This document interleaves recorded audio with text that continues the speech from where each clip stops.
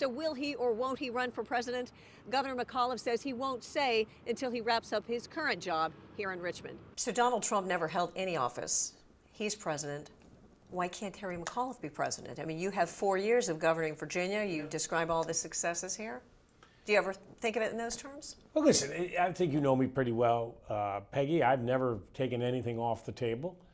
I want to go where I can help people and do things. I just haven't made any decisions today. How would you be different than President Trump? Well, a lot of things. My value system, I don't think he has a moral core. I don't think he cares about these issues that matter on health care. You wouldn't act, Peggy, the way he does on health care for literally millions of people to lose their health coverage. I don't think he has a moral core. After the Charlottesville violence, the president was criticized for casting blame on both sides.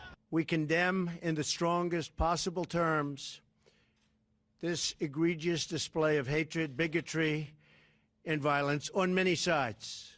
On many sides. But stop the hate speech, stop the rhetoric in this country. We have got to bring people together. Did things change at all for you after that? I mean, did people start looking at you differently? And I know people have come to you asking you to run for president. Yeah, I think Charlottesville clearly, from the letters, the calls, and that it was a clear contrast to President Trump. And I did what I think most people would have done. You condemned bigotry and hatred. And I do think it put me on a national and international stage. And I'd never be in Congress. That's just not who I am. To be very frank, I'd never be in the House or the Senate. Never run for any position? Never, no. I'm a real executive type, and all due respect for the people who can do it, but to sit around with, 435 or... Drive you crazy, huh?